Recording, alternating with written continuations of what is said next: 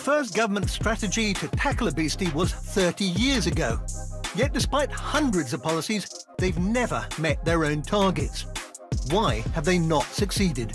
Successive governments have failed.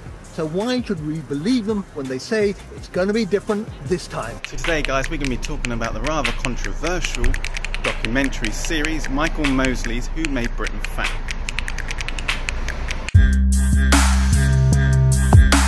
Who Made Britain Fat is a two-part documentary looking at the decreasing health of the UK because of an increasing rate of obesity. Obesity rates are soaring worldwide, but the UK is worse than most, where we have the second highest rate of obesity in Europe behind Malta. Obesity can lead to related diseases and life-shortening illnesses, including type 2 diabetes. In many cases, the rates of obesity and their related diseases have more than doubled in the last 20 years. So why is this happening? Michael Mosley explores the issues and outlines a plan to fix the crisis before it breaks the NHS. He also explored the concept that obesity is more complex than merely the individual taking personal responsibility, and government and businesses should take a greater and smarter role in combating the obesity epidemic. The film covers weight-related and dietary matters. This program isn't suitable for younger viewers. By clicking, you confirm that you are over 16. On a side note, historically, Channel 4's disclaimers for their online programmings have been pretty vague.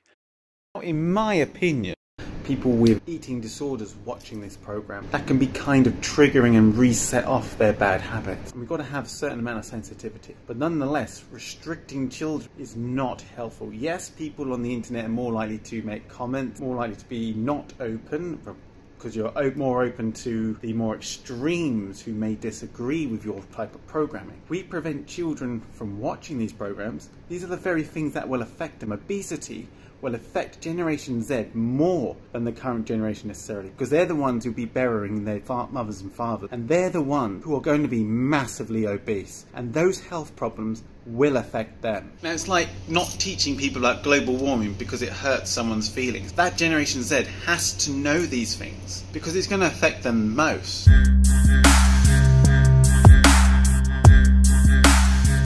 So, why the need for government interventions regarding our health and tackling obesity? Ever since 1993, the government has sought to tackle the growing or potentially growing obesity problem. It was predicted that this will go up by 30% if we didn't do anything. It has gone beyond that. Obesity has gone up by 2/3. Ever since I was a medical student 40 years ago, rates of obesity in the UK have quadrupled. Nearly 2/3 of the population are overweight or obese.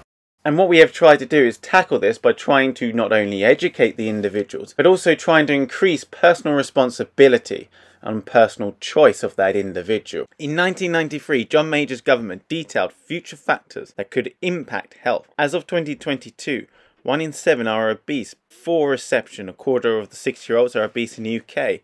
And we have also seen more specific obesity hospitals suddenly growing with government funding from the mid-2000s. Almost every government scheme has failed to meet its target, with notable exceptions being the LEAD scheme, RIO, and the Eat Well campaign, which promoted to move more, otherwise known as Change for Life campaign. Although the latter did not meet its target, it did help with education. So this year, we're making one of Change for Life's smart swaps, sugary to sugar-free drinks. Age 16 to 64 who are obese, down to 7%. Actually what happened, rates had soared to 23%, and now they are 28%. So why is it important to tackle this obesity crisis? I got it. Fat can kill you. Sorry about the over-exaggerated music, but basically it puts a strain upon the NHS, the National Health Service, as because there are so many different things that are affected or associated with obesity, that could potentially lessen the quality of life and lessen your life expectancy. More than 1 million people were admitted for health complications linked to obesity. The government announced 15 new specialist childhood obesity units. Obesity moved from 23.4% to 25.5%. Historically speaking, certain obesity-related diseases like type 2 diabetes were referred to as old man's disease. As you can see, almost every single government scheme has fail. And one of the reasons why it might have failed is because it focused heavily upon personal responsibility and responsibility of the individual. Now, yes, there is going to be a certain amount of personal responsibility. Likewise, it is our choices, even though we are in these environments, it is our choices to eat these certain things. So yes, it is our responsibility, but we need schemes that are beyond that. In modern day society, our environments we live in promote obesity to a certain extent.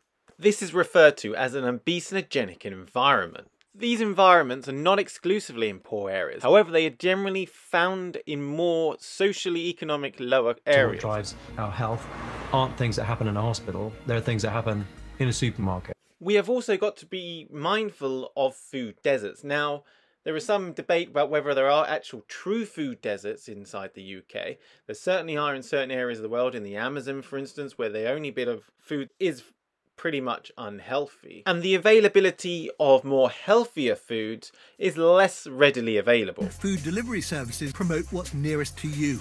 If you live somewhere packed with unhealthy fast food outlets, you will see more ads from them. Now there's a concept of the filter bubble, and that's we filter our information, and algorithms can help filter their information. No two searches will be the same for different people, and you get to see different things. So here's an example of what the searches were for Chinese food on my phone, and here's the searches for Chinese food on my laptop. And there is a difference in the searches themselves, as you can see here. So these apps are exacerbating the health divide between the richer and poorer parts. Okay, if you got this far into the video, spam the code Chinese for the win. If anyone's misinterpreted this video and thinks I'm attacking someone or Michael Mosley, blast in their comments Chinese for the win. Also, let me know what kind of takeaway is your favourite, and more importantly, subscribe. So these apps are exacerbating the health divide between the richer and poorer parts of the country. Not necessarily. There are some communities where having an app like this may be useful to be able to get cheap food, for instance, but we mustn't forget, takeaways aren't necessarily cheap as per se, meaning that the more, generally, I hate to say the word, but middle classes are more likely to spend money on these kind of apps because they got greater income to spend on them.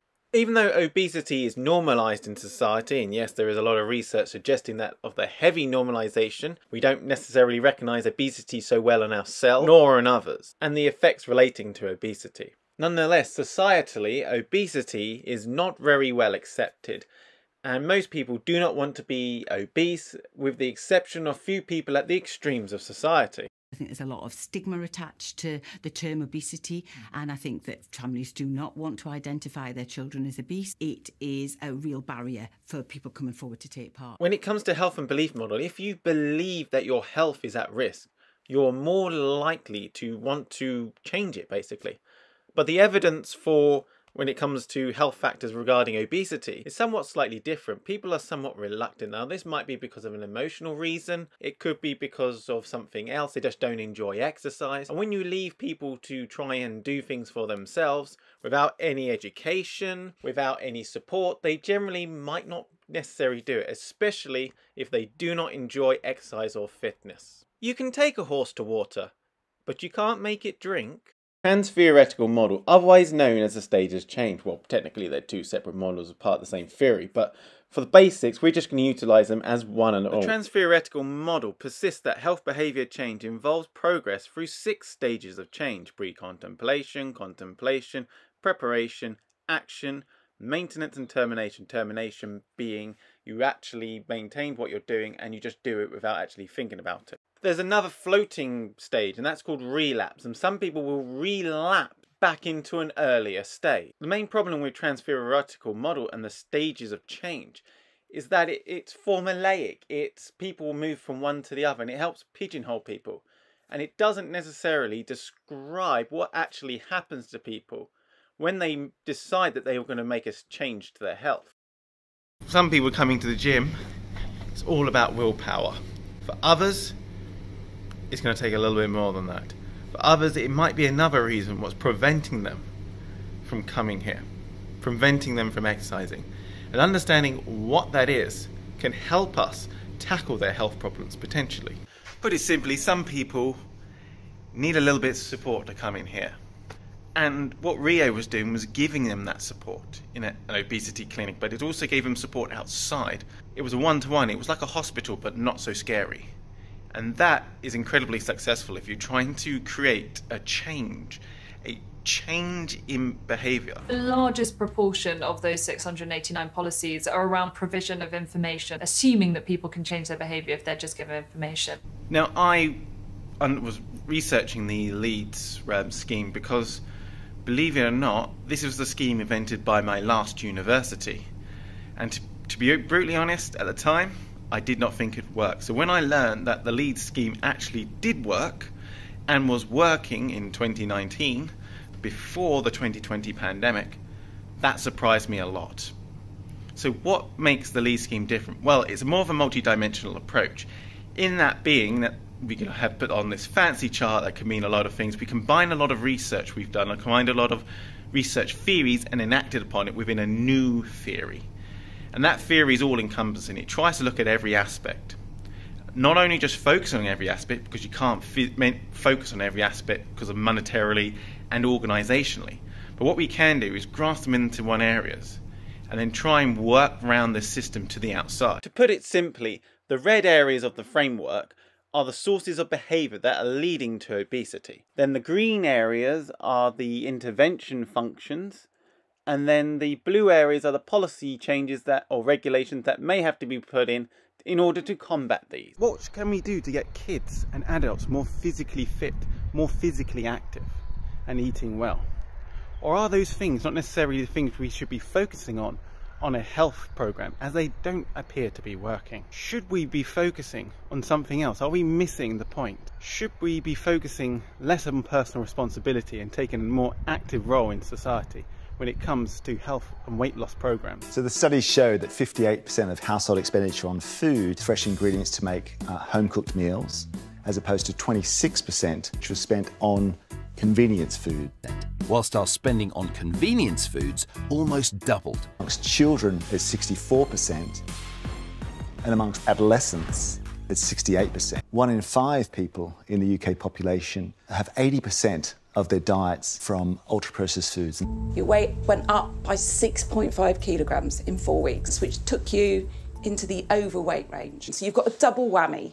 You've got an increase in the hunger hormone and a decrease in the hormone that's telling your brain that you've eaten. Comparing these scans has revealed that my diet has linked up the reward centres of my brain with the areas that drive repetitive, automatic behaviour. Has become something my brain simply tells me to do without me even wanting Also, it. what we got to take into account is the effect of advertising and companies. They want you to buy more of the food they know that will sell well. And every year they spend vastly greater sums, although it is an estimate, vastly greater sums than governments spend on health campaigns. And have you noticed something really weird recently? Most modern advertising campaign focuses on brands rather than necessarily the product itself. They want you to build an association with the brand. It's a long-term measure. People start to feel warmer about brands that they have an association with beyond products. Now, we here in the UK don't have very much strong lobbies. But the one of the strongest lobbies, and it has most power over influence over lawmaking, is that of the food lobby. We talk in the food strategy about the junk food cycle, a toxic interaction between appetite and commercial incentive. We like to eat the stuff that's bad for us, broadly speaking. It satiates us less quickly, so we eat more of it. They have spotted this. They spend more money on marketing it, creating new products. There is limited evidence to suggest that restricting advertising and promotion of food and drinks will make a positive difference to obesity levels. Honestly, the second I started pre-production on Sugar Rush is the only time in my life where I've had multiple break-ins. I can't say that it's got anything to do with that, and I can't prove it. It imposed a charge on soft drinks that contain more than 5 grams of sugar per 100 ml. That's 4 teaspoons in every can. And here are the facts that we know. 5-year-old children are consuming their body weight in sugar every year. Before the tax was imposed, half of all soft drinks in the UK were rich in sugar. Now it's just 15%. With this success, the government have decided to put calories onto menus to see if they could replicate it. Although the initial pilot research was promising, the current research is less than promising. And one of the reasons being is that when people go for a night out or to a restaurant, they don't want to think about the calories. This is because this is a one-off experience. Also, the law is, well, not entirely all-encompassing, because it only applies to large chains, not small businesses. A portion of fried chicken and chips with a fizzy drink can be nearly 1,500 calories, almost the entire daily allowance for a primary school child. But the supermarkets also have a part to play in what we choose and what we buy. They have a heavy influence over what we buy, and therefore have a potentially heavy influence over our weight line because they affect our decisions we make. Price promotions tempt us to spend. Around 40% of the food we buy is on promotion, and as a result we purchase 20% more than we intended. And the food lobby spend 30 times more on spending on advertising junk products than what the UK government on promoting health schemes. Are we great creatures of impulse? Do we grab stuff just simply because it's there before our eyes? We've looked at how much additional spending we put into those products being in these locations, 1.7 billion per year. The change is of a magnitude we've probably not seen before. Biggest impact are eating things like rationing. I think they looked at was the government sugar tax and how the UK government was one of the first governments to implement this. Now there has been other votes across before and other ideas for implementing one, especially across in the US, but they've never really come into fruition. But these views often go against the views of traditional liberalism and that of conservative laissez-faire economic ideals. When you come from a conservative position, you're always going to be worried about the nanny state. And what the government doesn't want, or some members of the parliament don't want to be, labelled as being health fascist, implementing laws that effectively restrict the liberal values of individuals. We still need to get people active and moving. We spend most of our time indoors in the UK, rather than being active outside. Now, if this was, and it is linked slightly to the climate, for instance, if we were to show this on the graph, we would have a climate colder than Norway. And this is because we have made our homes comfortable and thusly improved our quality of life. I had patients coming to see me saying, look, how much do I need to put on weight to get bariatric surgery? Because they're not getting what they need earlier. I mean, that's really tragic. We got taught nothing at medical school. Our mantra was eat less and move more. And you can see why patients don't come in and ask their doctor for dietary advice. I was really sad to see that only half of the GPs surveyed felt comfortable talking about a patient's weight. I'm going to put forward a theory. Yes, probably anecdotal in many aspects. The rise of things like fat acceptance and the doctors being potentially discriminated against just for saying the words or the facts of people that if you are fat or obese, there's a high probability that those illnesses you're suffering is caused by that. Many, especially online, many doctors may not want to say those kind of things in order not to face the wrath or scrutiny from online trolls.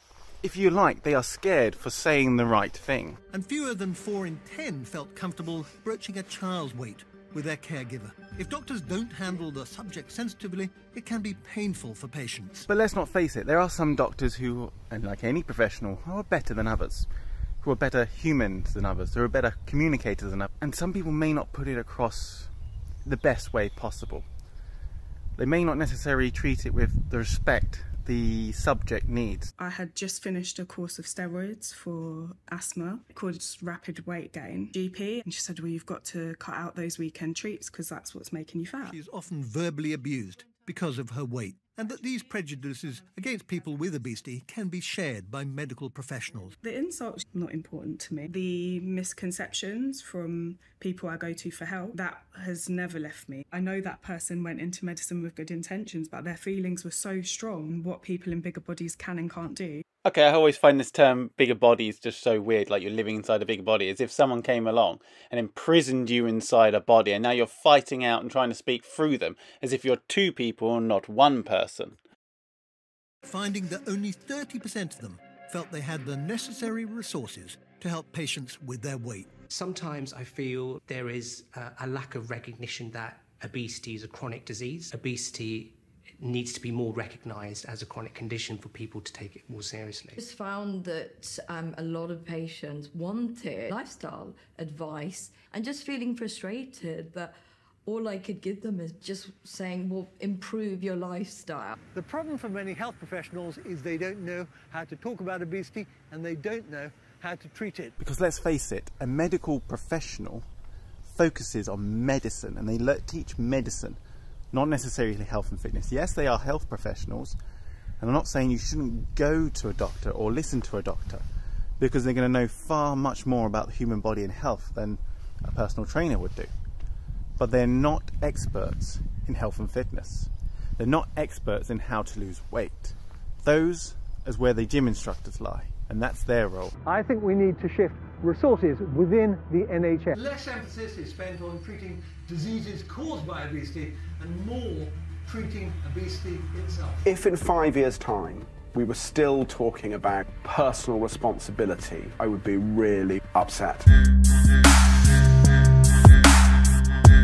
The production of this documentary was a uniquely more serious than previous Channel 4 documentaries Michael Mosley has done.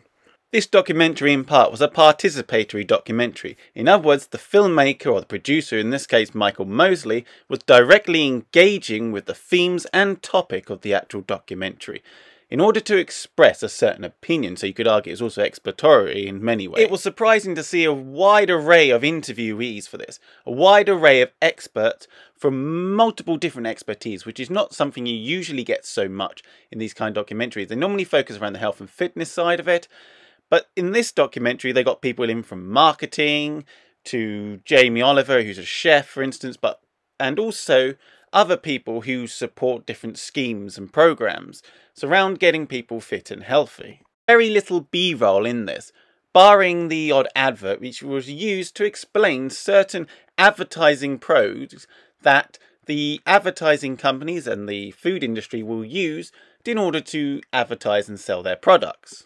Graphics and wording was kept to a minimum, only really used to explain highly specific situations, and therefore fitted really well compared to some of the other stuff he has done. The documentary maker decided to use a much more grey palette. Now this might be because he actually filmed it in winter, but this aided the documentary in making it look like a dark and serious matter that had to be tackled.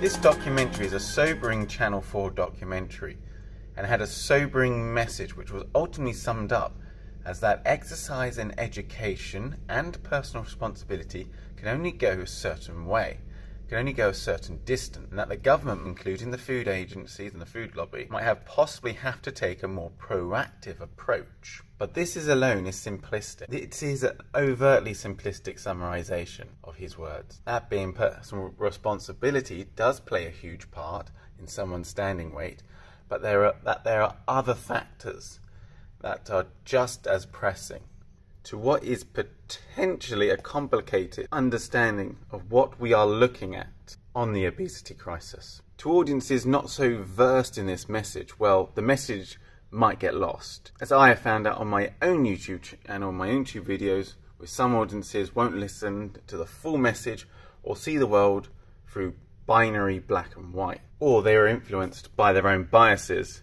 and that's not actually what you said. Now, I'm not trying to gateguard the so-called message like some communities and fat acceptance, but when you got some newspapers like Birmingham Post spinning a narrative based on tweets that was not relevant to the actual show, and the London News stating it was about eating more fruit, well, yes, that is healthy. It's about healthy eating promotion, healthy lifestyle promotion, and why this is failing here in the UK, not about eating fruit. Now, you would think that filming a documentary about obesity in the UK must be extremely easy. Easier than 40 years ago.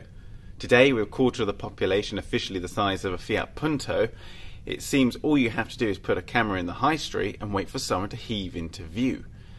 Pretty much like what he'd done with some of his other shows. But this wasn't about finger pointing and blaming them for the size, though it could have explained better how personal responsibility is a key part in one's weight, which was not explained very well. Generally, the information was well put and well researched. It potentially, in some instances, cherry-picked research, and the cherry-picked research may have played in play, but that's just me being hypercritical.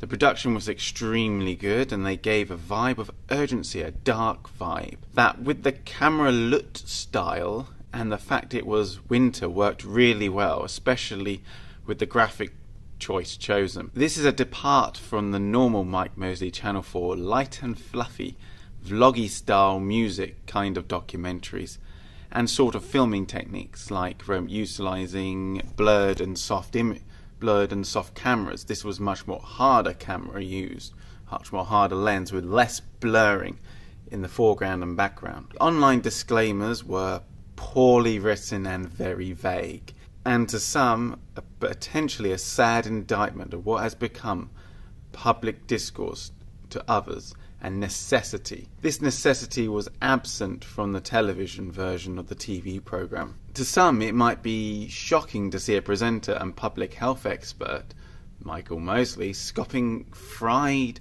chicken along the notorious chicken shop Mile in London's Tower Hamlets. It's a bit gimmicky. The scene made a serious point, however, and I can't exactly play holier than thou. I just scoffed a cookie at the beginning of this video. I believe personally that Mike Mosley held himself with dignity, poise, and was respectful to those partaking in the documentary. Sometimes when making a documentary or educational content, the feelings and respect can be compromised. Nonetheless, it should always be a fact over feelings when it comes to the information side, as the information is the star of the show.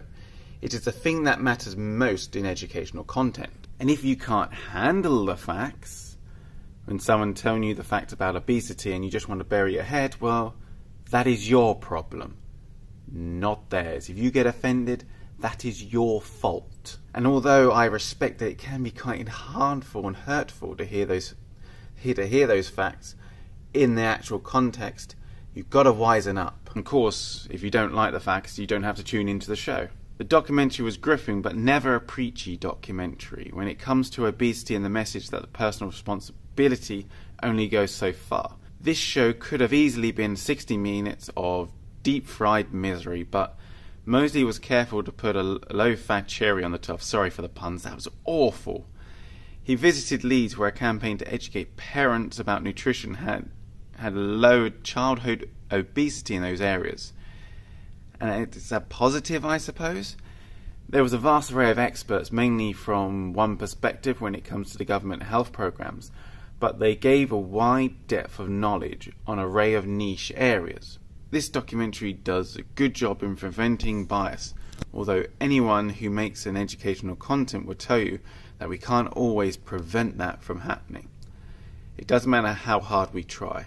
All in all, I give Michael Mosley's Who Made Britain Fat a KSA score of 98.14. Things that I think a truly visionary government should embrace.